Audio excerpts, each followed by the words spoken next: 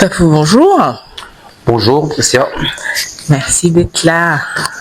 Merci d'être là. Aujourd'hui, j'ai de la chance parce que j'ai du soleil et donc ça va me faire des belles lumières, j'espère.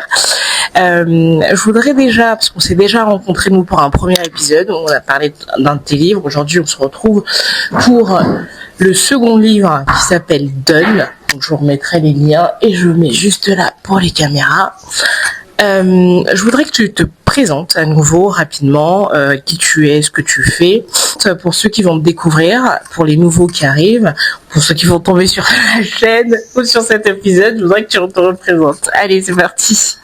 Bonjour Priscia, merci de m'avoir invité pour une deuxième fois. Je me présente pour ceux qui ne me connaissent pas. Papou Item, jeune écrivain d'origine camerounaise. Déjà 4 livres Bravo, toujours. En 2026, sachant que Donne, qu'on va parler tout à l'heure, il est sorti l'année dernière, en 2025. J'écris des poèmes, j'écris des citations. Je suis sur les réseaux, TikTok, Instagram, Facebook. Sinon, niveau études, niveau Bac plus 3, en copywriting, pardon. Et après, derrière, en parallèle, je suis éducateur. Et sinon, j'aime bien écrire, j'aime bien lire, j'aime bien l'art en général. Ouais, ça c'est sûr que on sent que tu es curieux, passionné.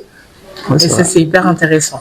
Bon, on va parler du second livre. Je te disais, Donne, qu'est-ce qui t'a inspiré pour ce livre-là? Je trouve que tu parles de vraies choses comme d'hab, de vraies choses, d'éducation, de parcours de vie, d'amour toujours. Ça c'est ta petite signature.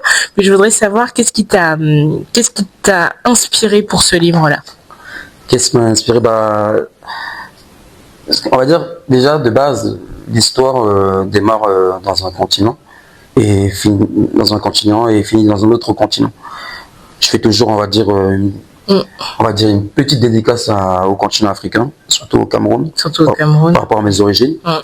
Ensuite, j'ai voulu que l'histoire se déroule pour une fois en France, parce qu'on finit en France. Et après, derrière, ce que j'ai mis en avant, c'était l'adolescence, la jeunesse, et aussi tout ce qu'un jeune peut, on va dire, traverser. Parce que autour de moi, j'ai vu des choses comme ça, et je me suis dit, bon, on va peut-être faire une histoire d'amour au début, mais derrière, à la fin, on va essayer de donner ou de faire réagir certaines personnes, faire réfléchir par rapport à ce qui se passe souvent. Parce que souvent, on est jeune, on pense qu'on a tout, mais après, derrière, tout s'éloigne, quoi. Ouais, est-ce que, parce que finalement, c'est aussi, c'est aussi au regard des parents, je trouve que c'est aussi un beau manuel pour pouvoir voir aussi qu'est-ce qui se passe. Parce qu'en fait, quand nous, on est jeunes, on n'a pas ce regard-là. Ouais. Mais par contre, quand t'es parent et que tu commences à voir, tu te dis, ah oui, peut-être que mon fils va passer par les mêmes, on va dire, les mêmes passages de la vie. Et la première question que j'ai envie de te poser, c'est est-ce que c'est inspiré d'une histoire vraie, comme d'habitude, ou effectivement, comme tu l'as dit, il y a pas mal de choses qui t'ont guidé vers là, mais est-ce que c'est quelque chose de vrai ou des bribes de plusieurs choses? Il y a, on va dire, il y a certaines choses, qui sont vraies dedans. Et après, beaucoup d'imagination, parce que c'est une fiction. Mais oui, je prends beaucoup de trucs que j'ai vus qui sont vrais, quoi. Qui sont vrais. Et je vais commencer par un premier sujet. Moi, tu vois, par exemple, j'ai toujours une vision de me dire, demain, qu'est-ce que je vais laisser de plus important à mes enfants? Est-ce que c'est l'argent? Est-ce que c'est l'héritage? Est-ce que c'est les valeurs? Et je voudrais savoir, parce que là-dedans, tu évoques plusieurs points. Selon toi, quels sont aujourd'hui les points, en tant que parent, c'est vraiment ton avis, qui sont les plus importants à léguer justement à nos jeunes pour qu'ils puissent se forger, pour qu'ils puissent demain, on va dire réussir, entre guillemets, même si la réussite veut dire plusieurs choses. Qu'est-ce qui est pour toi le plus important, notamment dans l'éducation? Dans l'éducation, il y a, comment te dire, il y a ce que moi je vais appeler l'héritage. Donc quand je parle de l'héritage, c'est tout ce qui est les racines en fait, les origines. Parce que les jeunes de nos jours, J'en parlais hier en plus avec une adolescente. Et je lui disais en fait, il y a beaucoup de jeunes, même pas, c'était un collègue, pardon. C'était un collègue. Un collègue, Joachim, il va se reconnaître. Et je lui disais, Joachim, tu sais, lui qui est d'origine ghanéenne, moi je suis d'origine camerounaise, je lui disais, mais en fait, parce qu'on avait vu une jeune qui était venue nous parler, qui était d'origine ghanéenne. Je lui dis, mais tu sais que cette fille, elle a peut-être les mêmes origines que toi, mais je suis sûr et certain qu'elle ne sait pas parler une langue du Ghana. Par contre, elle va être fière en mettant le maillot du Ghana en disant que je suis ghanéenne, je suis ghanéenne. Ouais, mais en fait, ses origines s'arrêtent directement sur le maillot de foot ou directement sur tout ce qui est match de football sur la CAN ou sur la Coupe du Monde. Mais par contre, il est où l'héritage? Il n'y a rien en fait. Donc, c'est pour ça que moi, personnellement, je pense que c'est ce que je pourrais laisser à mes enfants. Si je pars, je me disais, bon, j'ai fait le boulot parce que il y a tout ce que je connais et que je vais transmettre par rapport au Cameroun. Parce que si je ne donne pas l'envie, si je ne dis rien à mon enfant ou à ma fille, eh ben, derrière, il n'y aura rien, quoi. Parce que c'est comme ça maintenant, les jeunes, bah, souvent ils vont dire oui, je suis d'origine congolaise, je suis d'origine sénégalaise. Mais qu'est-ce que tu es du Congo? Après, quand tu vas lui poser la question, est-ce que tu as déjà été au Congo? Ils vont dire non. Mais tu vas le voir sauter tous les jours avec le maillot de la RDC. Ah, mais justement, tu vois, moi j'ai un point qui m'avait questionné parce que j'ai aussi une copine comme ça qui, bon, elle sait qu'elle est congolaise et tout, mais qui carrément une phobie carrément de retourner au Congo.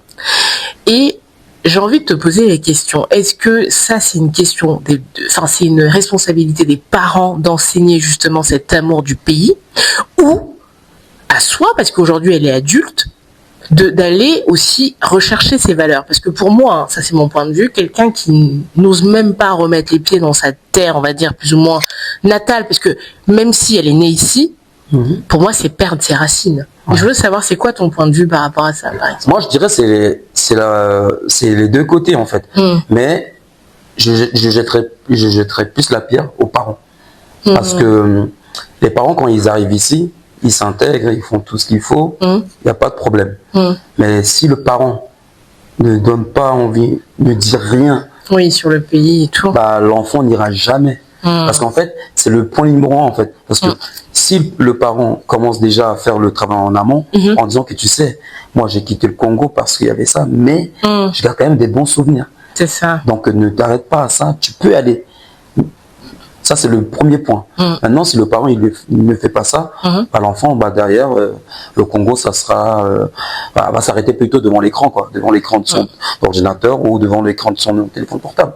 Mais l'enfant n'ira jamais. Après, maintenant, même si l'enfant devient... Parce qu'après, il y a un deuxième cas où l'enfant peut se dire que, bon, oui, mon père ou ma mère est parti du Congo, mais moi, quand même... Oui, moi, je peux faire aussi la démarche envers... Je vais faire la démarche, je vais y aller, en fait. Je vais aller quand même à la capitale, parce que la capitale, c'est quand même... c'est protégé, tout ça. Et même si, au cas où il y a un petit souci, en tant que Français, on va te rapatrier. Rapatrier, ouais. Mais je suis même pas sûre que ce soit la peur de la guerre ou quoi que ce soit qui fait ça. Hein. Mais je pense que c'est surtout des fois, c'est limite. Hein, ce que je veux dire, c'est un peu fort, mais c'est aussi se détacher de ses racines. Tu vois. Après, on peut rien faire. Hein. Donc, si on a, comment dire, on n'a pas l'envie. En 2026, une personne qui n'a pas envie de faire quelque chose, on peut rien faire. On peut pas le forcer. On peut pas le forcer. Je suis désolé. On peut pas le forcer. Donc, en ce moment-là, bah, on laisse tomber. Moi, je connais des gens, je connais des Camerounais ou des Camerounaises qui sont nés au Cameroun, sont venus ici, mais ils n'iront plus au Cameroun. Et par contre, je les entends parler. Je suis parti à tel endroit, je suis parti à tel endroit. Ça me fait mal, mais bon, je peux rien faire. Moi, je sais que quand j'ai envie d'aller au Cameroun, bah, je vais au Cameroun. Parce que j'aime le Cameroun, parce que le Cameroun... Bah, oui, parce que tu as accepté aussi cette double culture, finalement, tu vois. Et je pense que c'est ce travail qu'il faut faire, d'accepter aussi sa double culture, et camerounaise et française. Oui. Et il y a un point aussi sur lequel qui m'interpellait dès le départ, c'est pourquoi tu l'as appelé Don. Et ça, vous avez 3 heures philosophie. Et à chaque fois, tu remets le mot donne en gras quand c'est bien, tu vois. Je voudrais que tu nous expliques un peu ta philosophie autour de ce mot et qu'est-ce que tu as voulu faire passer comme message? En fait, je vais faire passer le message que pour le jeune, je peux dire le nom du personnage, Oui, Broker, oui. que Broker, on lui a donné. Il faut qu'il essaie de donner en retour.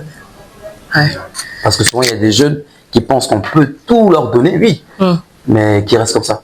On appelle ça de la reconnaissance, en fait. Parce que les parents ne demandent pas qu'on fasse construire un château ou qu'on leur offre une Ferrari. Non. Mais le petit geste derrière. Parce qu'il y a des gens, souvent, moi, par exemple, je peux offrir quelque chose à quelqu'un qui a beaucoup de valeur. Mais derrière, bah, il suffit de me dire ou me donner un petit truc ou me rendre un petit service, ça me va. C'est comme pour les anniversaires. Moi, je suis pas quelqu'un qui va faire une grande fête ou il va faire non, dans des trucs extravagants, non. Il suffit de m'envoyer un petit SMS, ça me suffit. Ça te suffit. Parce que tu as pensé à moi. Ouais. Mais il y a des gens, souvent, ils aiment bien faire des grandes fêtes.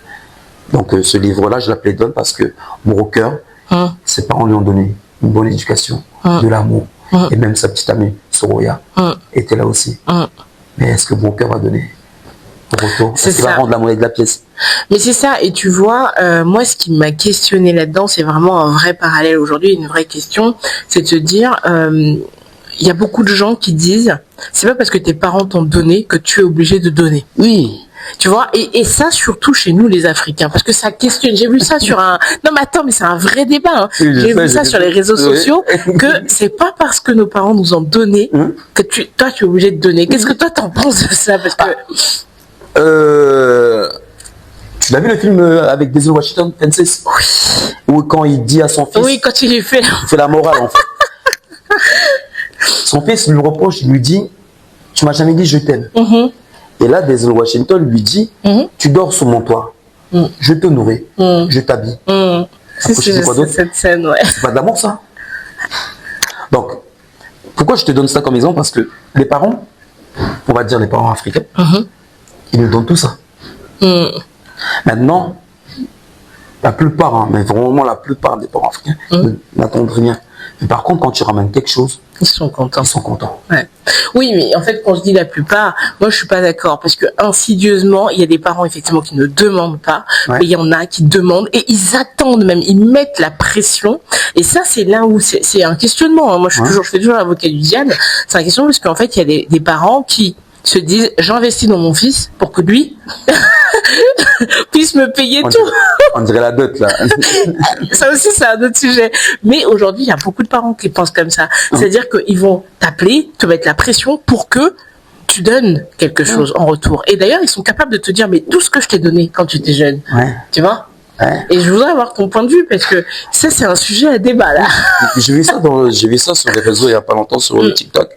Moi, je dirais plutôt que on devrait donner. C'est naturel, en fait. C'est ça, d'accord. On n'a pas besoin de demander en fait, les parents n'ont pas besoin de demander à leur fils ou à leur fille que tu dois m'acheter quelque chose, tu dois me donner. Même si souvent, il y a des parents qui y arrivent, oui. Parce que souvent, il y a des parents qui n'ont besoin de rien et qui demandent pour leur cousine, pour le reste de la famille qui est au pays. C'est pour ça, en fait. Maintenant, est-ce que je suis d'accord qu'un enfant doit donner obligatoirement à sa mère ou à son père?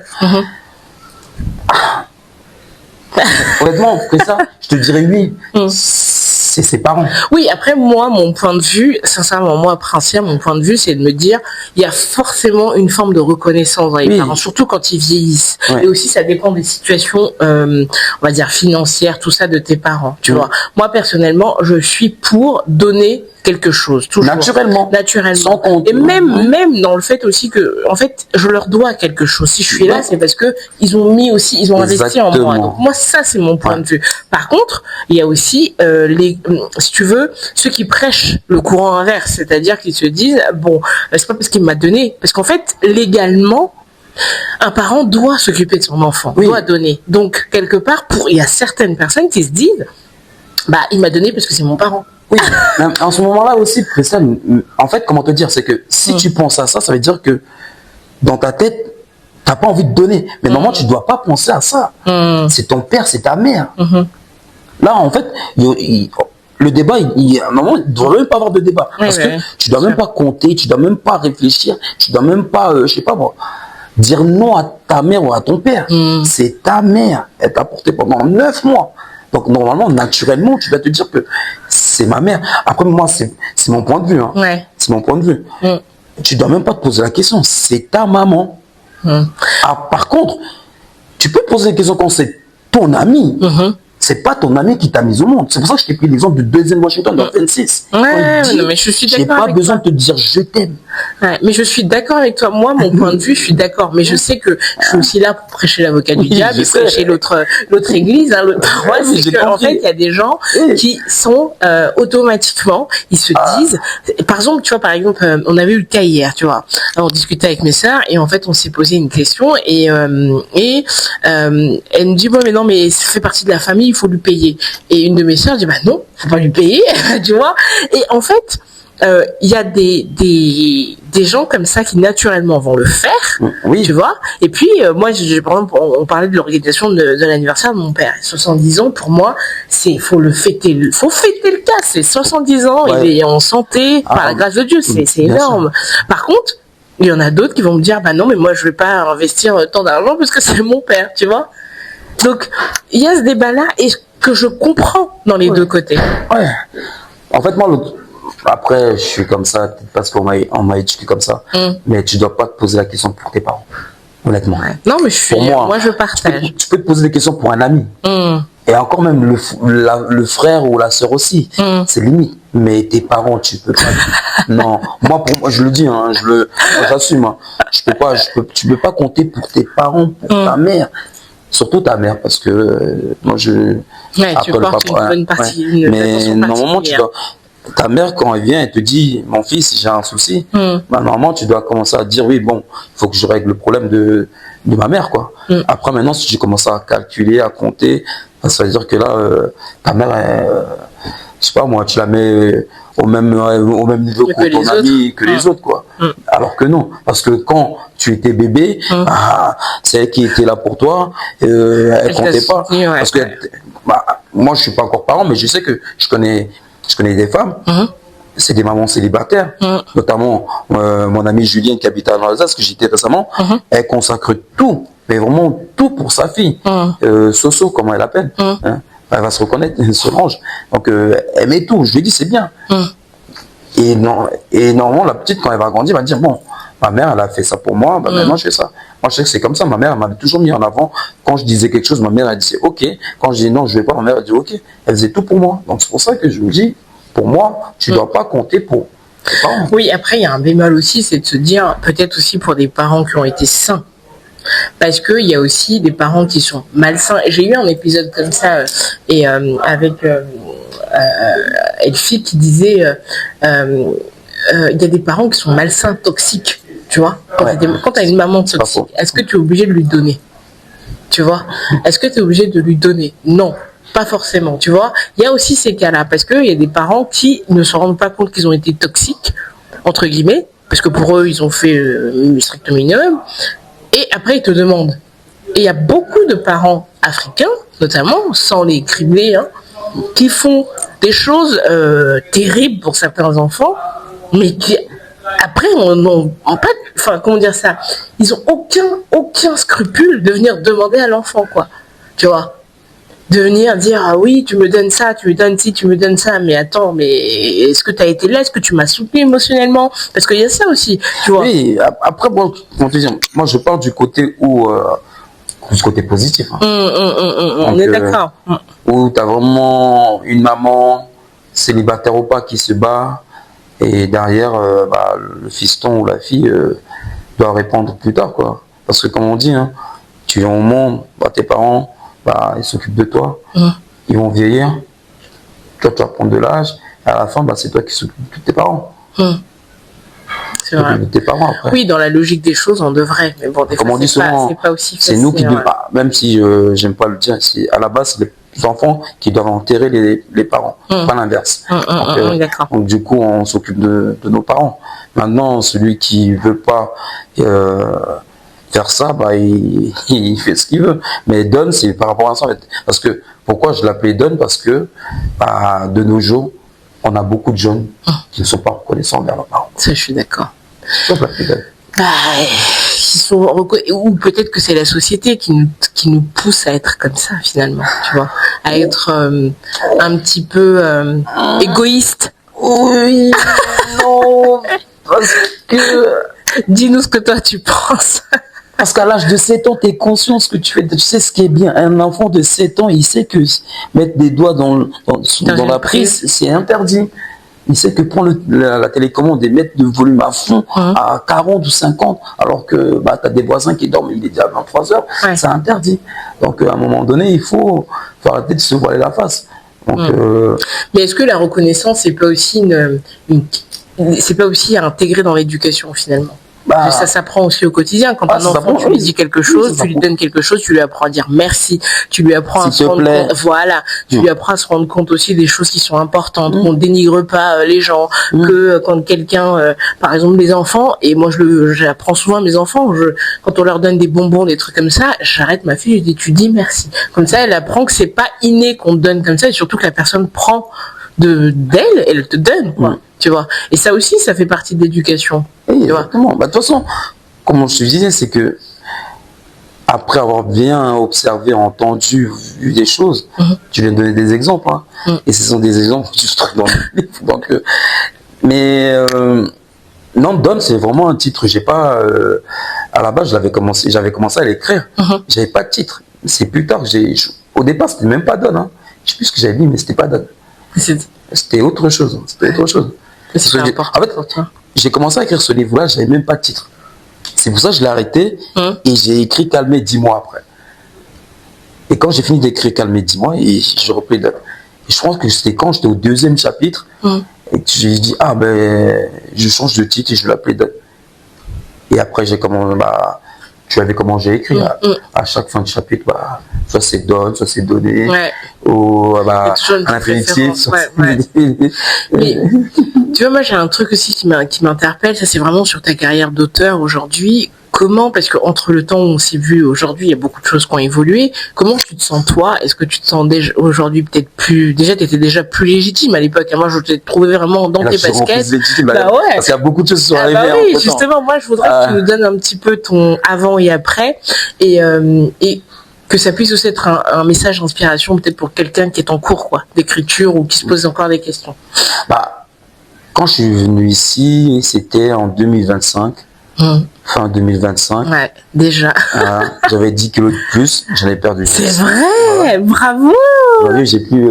J'ai peut-être encore le menton qui est là, mais c'est vrai que j'ai remarqué. J'ai perdu un peu de poids, je fais un peu de sport parce que je suis épanoui, je suis content, je suis heureux. C'est génial. Parce qu'il y a beaucoup de choses qui avancent en fait.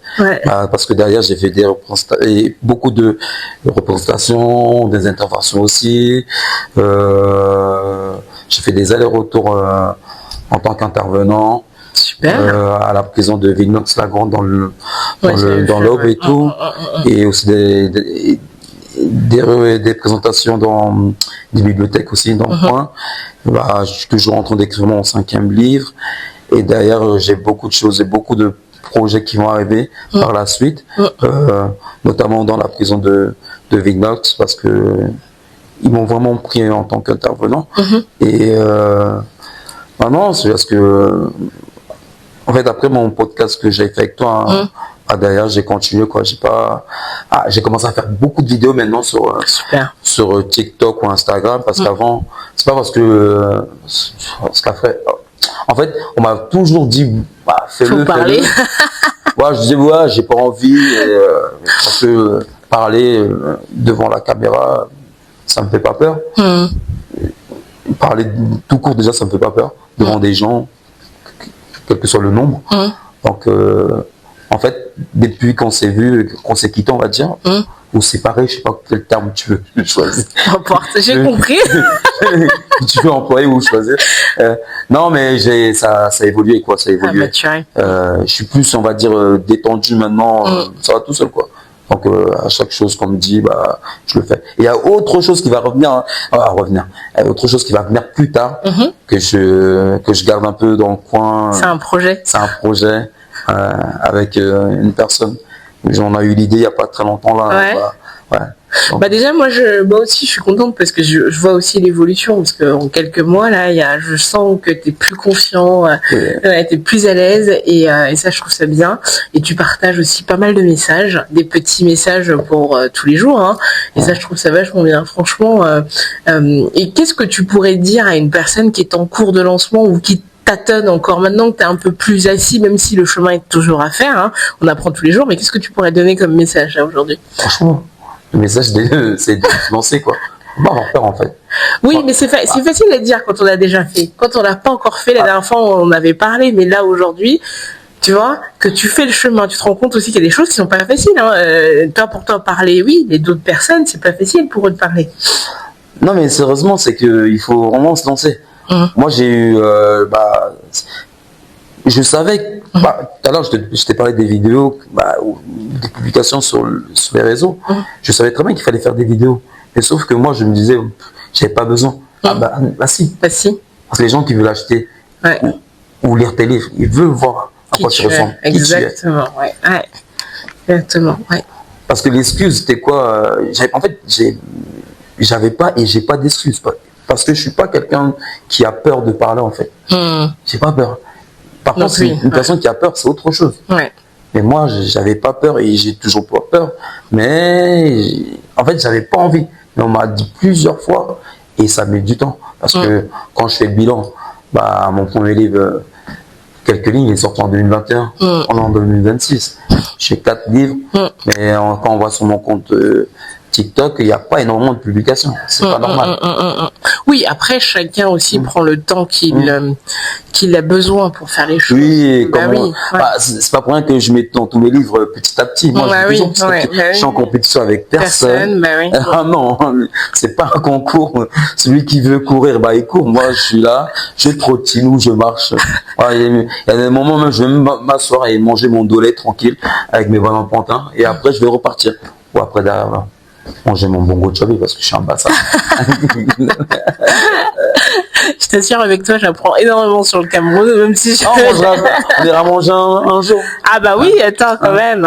Faudra que tu manges un bon dolé ou un bon oui, j'attends. Vous avez entendu les auditeurs là. J'attends mon invitation. Que tu manges un bon bongo chubby. J'attends. Parce que tu vois, j'ai une petite part aussi dans ta petite contribution, donc prenez note. Les plats camerounais, franchement, c'est des bons plats. Je vais pas dire c'est les meilleurs parce qu'après il y aura un débat, on va dire oui, les Camerounais, vous avez. Non, les Congos c'est mieux. J'ai rien dit. Non, les Congos, franchement, la danse, tout la musique, s'il y a des Congolais tagués, on va. Les Camerounais, on sait que le football c'est pour nous et après derrière les plats. Non, faut dire la vérité, les plats camerounais sont meilleurs. Les plats, faut pas me rentrer dedans. Tu sais que c'est moi qui ai le bouton là. Si je décide de pas mettre la vidéo en ligne, elle va rester. On vous donne tout comme mon titre, on vous donne tout ce qui est musique, tout ce qui est sapologie. Non, on prend tout. Le style, franchement, j'adore beaucoup le style. Le style congolais, il on a tout l'élégance. Il est au top. Et c'est devenu un débat sur le Congo-Cameroun. Non, mais en tout cas, ce qui est bien, moi, ce que j'admire avec les Camerounais, c'est que vous êtes des gens d'action. Quasiment tout le monde que je rencontre, que ce soit auteur, entrepreneur, souvent, j'ai même plus besoin de poser la question Camer. Tu vois, nous, chez nous, on peut dire ce qu'on veut. Après, encore une fois, je dis pas tout le monde, mais en tout cas, les gens que j'ai rencontrés, souvent, c'est des Camers. Mais tous. J'ai l'impression, là, on était au week-end de l'écrivain. J'avais l'impression que toute la salle, c'était des Camerounais. Je me suis dit, ok, on est un petit peu à côté. Mais en tout cas, moi, je loue cette force d'action que vous avez. Vraiment, que ce soit dans l'entrepreneuriat, dans les actions. Vous êtes, quand il y a un Camer dans la place, on le sait. Tu vois? Non, sincèrement, je trouve que c'est vachement bien. Et j'ai envie aussi d'embrayer avec ma prochaine question. Tu vois, on a parlé de l'écriture, de la lecture au week-end de l'écrivain. Et on sait toujours que notre communauté est encore très, très en retard dans la lecture, dans l'écriture. Quel est ton constat, toi? Est-ce que tu vois que ça évolue? et qu'est-ce qu'on peut mettre en place aujourd'hui pour pouvoir donner peut-être aussi un goût de la lecture, parce que là on parle de l'éducation, tu vois, mais l'éducation passe aussi par la lecture. Ouais. Par rapport à la lecture, en fait, déjà en général, beaucoup ne lisent pas. Beaucoup de gens qui ne lisent pas. Maintenant, si tu veux que je parle pour, on va dire, où je m'adresse plutôt au public africain. Oui, on n'est pas forcément là pour ça, mais je voudrais faire quand même un clin d'œil pour ça aussi, c'est important. Mais en général, si tu veux vraiment en général, de nos jours, il y a des gens qui ne lisent pas beaucoup. Pourquoi? Parce que ils vont te dire que j'ai autre chose à faire, quoi.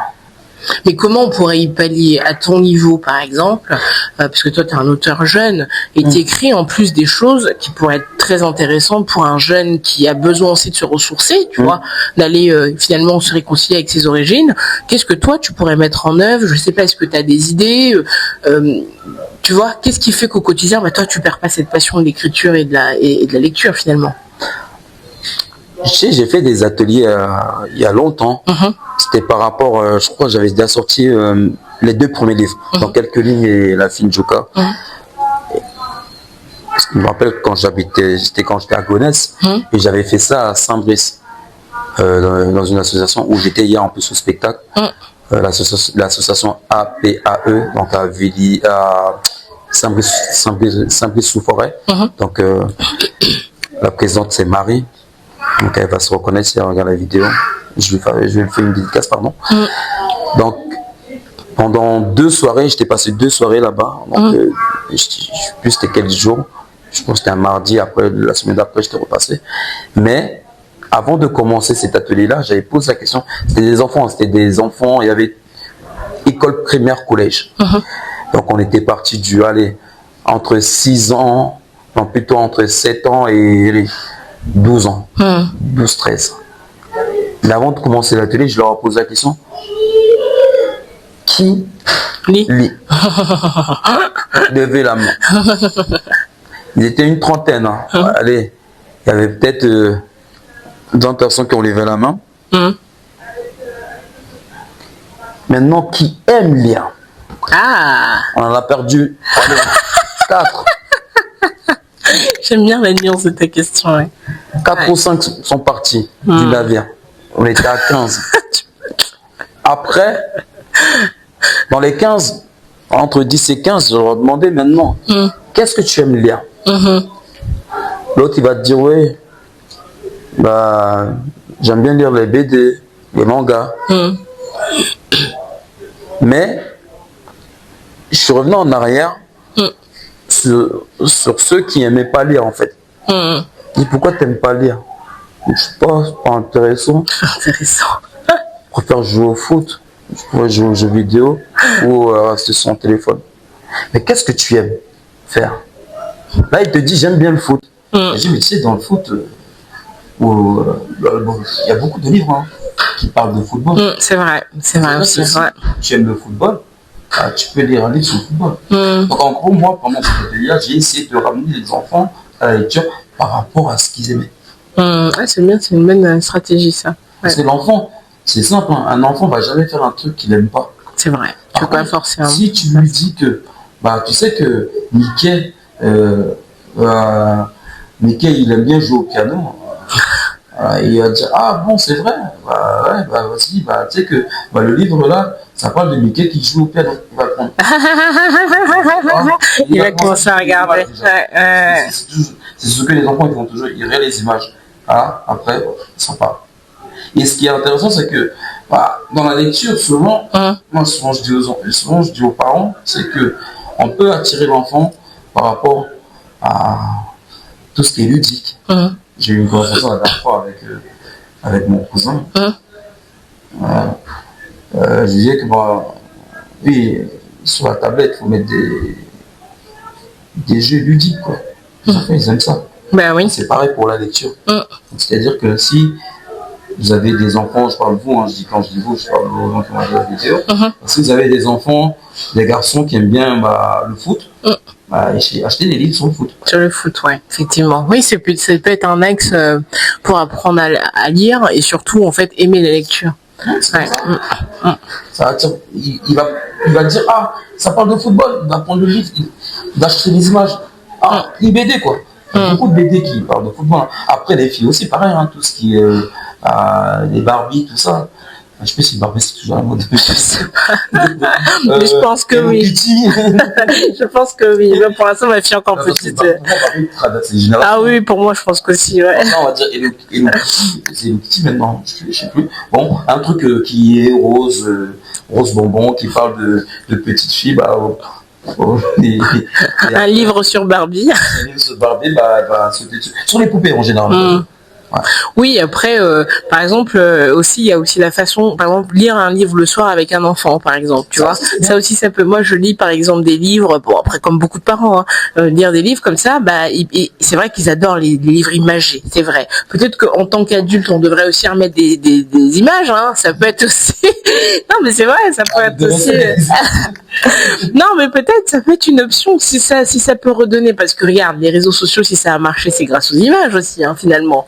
Tu vois, oui, c'est grâce à la vidéo, grâce aux photos qu'on partageait. Instagram de base c'était la photo, hein, oui, de base. Ouais. Et après ça évolue. TikTok de base c'était la vidéo. YouTube c'est pareil. Donc est-ce que on devrait pas créer peut-être des livres où on mettrait des photos, des images? Pourquoi pas, hein, ça peut être des options. On réfléchit au monde d'après. L'auteur c'est de mettre des images dans mon livre La fille de Joka, moi j'avais mis des photos, mais j'avais fait exprès de mettre des photos en noir et blanc. Ouais. Mais après ça dépend. Non, mais c'était bien, moi je trouve ça vachement bien, parce que ça permet aussi à la personne qui connaît pas de se projeter. Mais moi je pense que pour attirer les gens dans la lecture, il faut donner faut donner la chose que la personne aime, quoi. Moi par exemple, après moi je suis. C'est un cas exceptionnel. J'allais parler de Gaspard. On va parler de la musique. Moi qui aime bien la musique, si on m'offre quelque chose qui parle de musique, oui, ça va t'intéresser. Ça va m'intéresser. C'est sûr. Ouais, mais c'est pareil. C'est-à-dire que quand il y a des sujets qui me parlent, bon après, tu vois, j'essaie aussi, et ça c'est mon challenge en ce moment, de lire des livres qui sont pas forcément dans mes sujets de prédilection. Ouais. Des fois, je me force. Par exemple, j'ai lu un bouquin sur avant-hier, la physique quantique. J'ai commencé à le lire. Même si c'est vraiment très technique, j'ai envie de comprendre un petit peu et de s'ouvrir aussi à d'autres choses. Ouais, je trouve que c'est aussi un postulat à apprendre, et ça t'aide, et aussi ça permet d'apprendre réellement. Parce que c'est vrai, quand tu lis tout le temps les mêmes livres, bah tu restes un peu enfermé dans les mêmes sujets. C'est vrai que tu apprends, mais ça t'ouvre pas, tu vois. Et je trouve aussi c'est intéressant. Ouais. À la base, quand on ouvre un livre, c'est pour découvrir quelque chose. C'est pour apprendre quelque chose.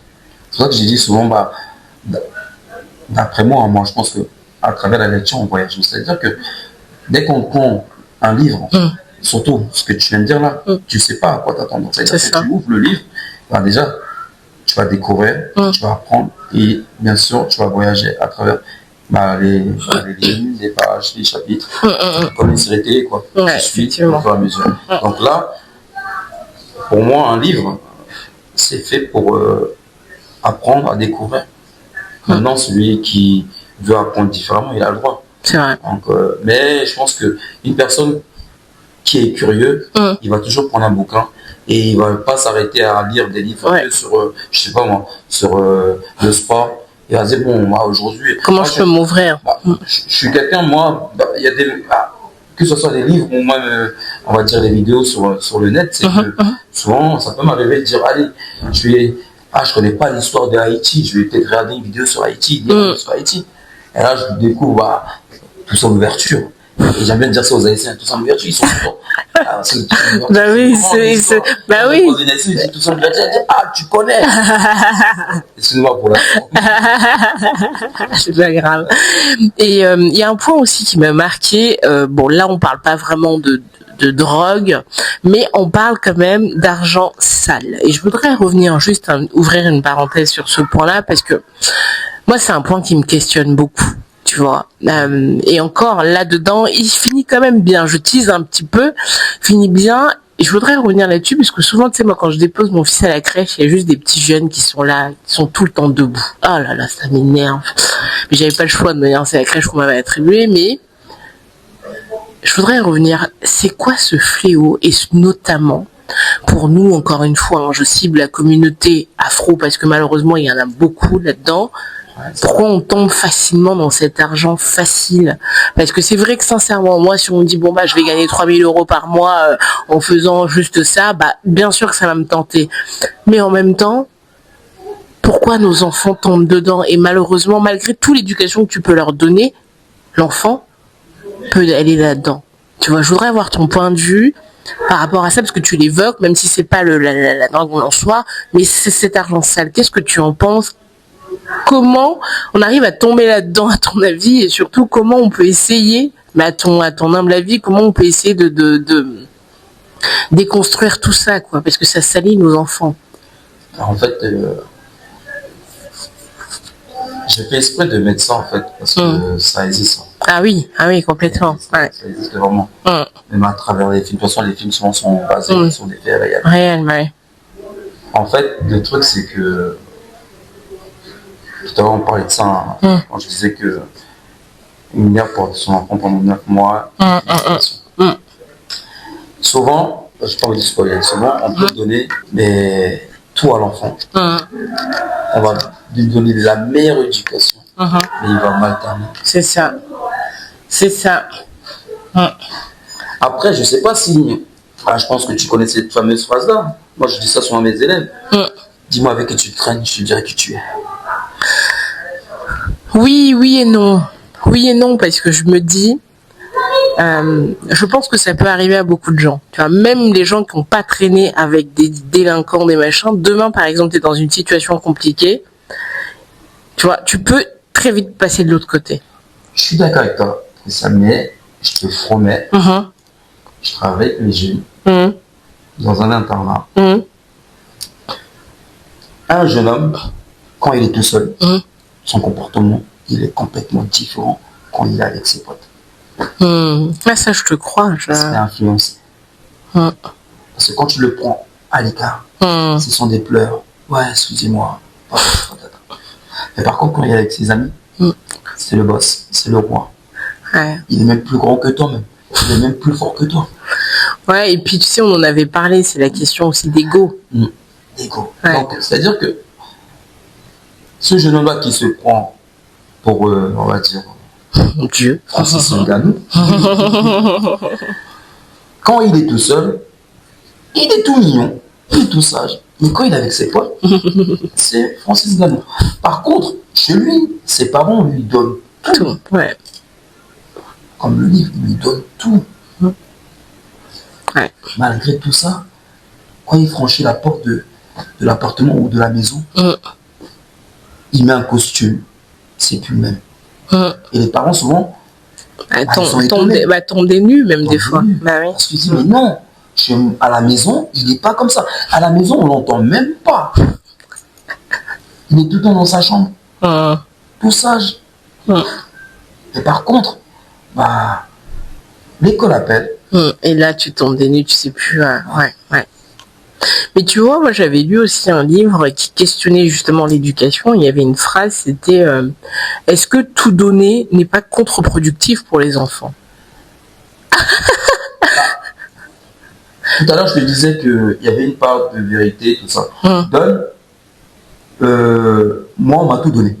Je l'ai toujours dit, j'ai été un enfant, excuse-moi du terme, un enfant purée gâté. Et par contre, on m'a fait comprendre que ce que on te donnait, tu le méritais. Parce que tu avais ramené ça, des bonnes notes. Moi, j'ai mes 2 oncles qui m'ont toujours dit, quand j'étais jeune, je me rappelle très bien, ramène des bonnes notes, on te donnera ça. Quand j'étais adolescent, je mettais que de la marque. Mes 2 oncles qui vont se reconnaître. Ils me mettaient que de la marque. Une fois, je me rappelle, une maison qui m'avait fait une paire de Timberland. Je connaissais pas trop bien, j'ai pas aimé parce que je connaissais que, voilà, maintenant j'ai cité les autres marques, Nike, Adidas, Puma. Parce que c'est des marques que j'avais là-dessus. Mais il y en avait un il va se reconnaître, il m'avait offert une paire de Timberland, j'ai mal réagi. Il n'a pas compris.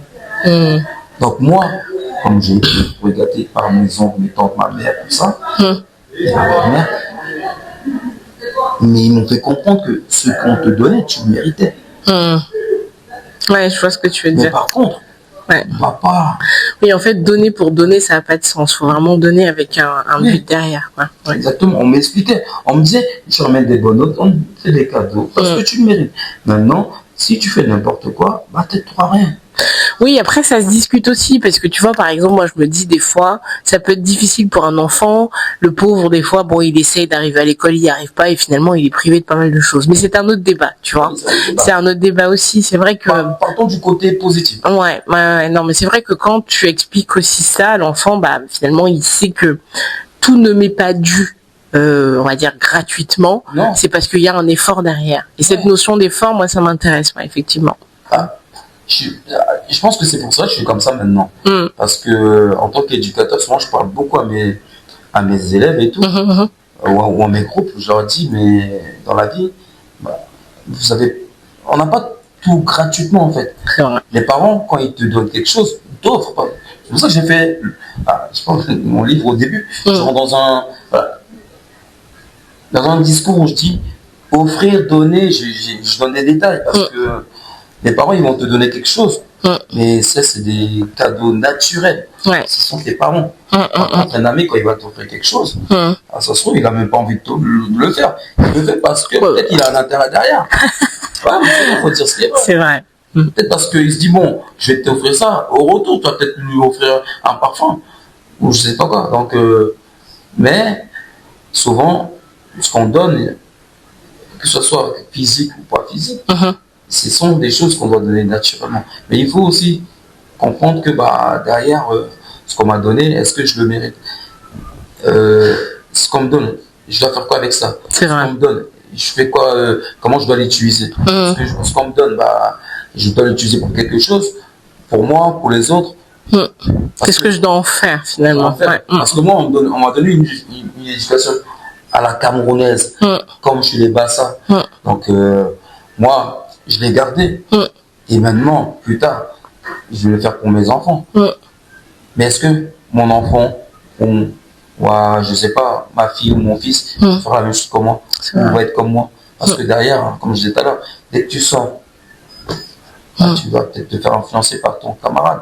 Peut-être tu vas le croire, l'écouter, alors que moi qui est ton père, c'est moi qui l'ai écouté en premier. Et après, maintenant, tu me vois midi à 14h. Oui, et juste pour conclure sur ce thème-là, je me disais, il y a aussi, j'ai l'impression qu'il y a aussi le personnage lui-même. C'est-à-dire qu'on arrive sur Terre, c'est vrai qu'on a les constructions de nos parents, des gens autour de nous, mais souvent, j'ai l'impression qu'il y a aussi un personnage, tu vois, qui est là. Et ce personnage-là, il a un but ou une mission, peu importe. Et il a déjà ses comportements qui sont déjà là. Tu vois, il y a certains, comme dit ma mère, des fois, il y a certains enfants, des petits, ils ont déjà un caractère, tu vois ce que je veux dire? Et puis il y a certains qui vont être naturellement dans le don, il y a d'autres qui vont être naturellement radins aussi, d'autres qui... Non, c'est vrai. Et ça, en fait, j'ai l'impression que c'est la construction d'un personnage, c'est tout entier. Et bon, malheureusement le temps file, tu vois, à chaque fois qu'on papote. Et cette fois-ci, je vais pas te poser forcément les 2 questions signature, parce que bon, on les a déjà faites. Et puis moi, ça va aussi me challenger. Mais j'ai envie de te poser les questions aujourd'hui. Comment tu te vois là en tant qu'auteur dans 3-4 ans, par exemple, dans 5 ans? Comment tu te vois? Je serais dire c'est des livres déjà, je pense. Ouais. Je pense que je serais... Et dans ta posture, est-ce qu'aujourd'hui tu te dis je serais un grand écrivain ou est-ce que au Cameroun, je crois déjà fait un grand pas. Ouais. Un grand pas. Même ici en France même. Là, je suis en train de faire un grand virage. Ouais. Et j'essaie vraiment de toucher un peu à tout. Donc j'écris mais vraiment et en même temps je touche un peu à tout. Parce que ce que je vais faire avec un collègue là, ça va être vraiment, je vais toucher un peu à un grand public là. Super. Et ma question c'est, est-ce que tu es un homme d'ambition? Un homme d'ambition? Ouais. Est-ce que tu es ambitieux? Ouais, je suis ambitieux. J'aimerais bien vraiment que mes livres plus tard, comme je dis, j'écris pas pour la raconter ou... Ah mais non, mais ça on l'a compris de toute manière. J'écris vraiment pour rendre hommage à mes ancêtres, dire d'où je viens. Parce que j'aimerais bien que, voilà, que ma communauté se mette à lire. Là, je parle pas que de chez moi, je parle pas que de ça. Quand je dis ma communauté, donc la communauté noire se mette à lire et que derrière on dit que moi, on peut faire quelque chose. Moi, je rêve grand, moi, je rêve que l'Afrique. Justement, ça va être ma question. C'est quoi ton rêve? L'Afrique lise mes livres, je veux que l'Afrique lise des livres. Parce que on a beaucoup de livres. On a beaucoup d'écrivains. À la fois, je parlais avec le père d'un de mes meilleurs amis là, qui est en Afrique, qui s'appelle Dali, il va regarder la vidéo. Et son père, il disait, j'ai lu ton livre, j'ai vu que tu avais cité François Fanon. Je connais François Fanon, bien sûr. Mais tu me prends pour qui? Dans Diop aussi, je connais. Achille Delbé, je connais. Donc, non, mais il faut. Moi, je veux vraiment que le continent africain se réveille, quoi. Est-ce que tu es porté par une mission? Moi? Ouais. Moi, je suis quelqu'un. Je suis un bassa, moi. Je suis un ignobel, donc ça veut dire que si moi je crée un discours et on me dit vas-y, j'y vais. Ah non, moi j'ai peur de rien, j'y vais. C'est pour ça que les gens, souvent, ils ont peur de moi parce que je dis ce que les autres pensent. Ouais, tout bas, ouais. Moi, je balance tout, moi. Ouais. Et en plus, donc, je disais, en fait, les gens qui aiment bien chez moi, c'est que je vais dire un truc que les autres pensent pas, mais je veux le dire, mais c'est le cœur qui va parler, en fait. En gros, moi, je veux pas venir dire quelque chose. Juste pour dire, quoi. Pour dire et qui est faux, quoi. Donc, je fais toujours en général, je parle toujours en général, donc, non, moi, je suis quelqu'un, si on me dit vas-y, j'y vais, quoi. Donc, mais je veux vraiment que les Africains se mettent à lire. Écoute, je vais te laisser la parole pour conclure. Le mot que tu veux, si c'est un mot d'encouragement ou autre, je te laisse conclure devant la caméra. Moi, je vais clôturer en disant quoi, je passe le bonjour. Je passe le bonjour, je fais une grosse dédicace à ma famille, donc à ma grand-mère, ma tante Esther Stéphanie, mes 2 ans, mes 2 tantes qui sont au Cameroun, tante Berthe et Bernadette, tous mes petits cousins et petites cousines en France, au Cameroun et partout dans le monde entier, tous mes collègues, tous mes amis. Je vous aime et derrière, comme on dit en Afrique, on est ensemble. On est ensemble, c'est ce que j'allais dire. On va aussi dire aussi en Bassa, comme chez moi, un gosse B, dire je vous aime. Écoute, en tout cas, c'est toujours un plaisir de te voir. Et puis moi, j'aime voir aussi les gens évoluer. Donc, bravo à toi. Merci. Et puis, merci. En 2027, du coup, prochain. Oui, celui-là, il est sorti en 2025. 2026, c'est que des projets. Et 2027, si tout se passe bien, le 5e livre sortira. Si le titre, c'est vous le saurez plus tard. Écoute, merci beaucoup. Je t'en prie, merci. Je te fais quand même un bisou, merci. Merci à toi. Puis, en 2027, alors, prochaine interview, parce qu'on fait les années, du coup. Et là, on va dire que le Cameroun a les meilleurs plats que... Oh non, Congo first. Merci. Okay. Merci beaucoup.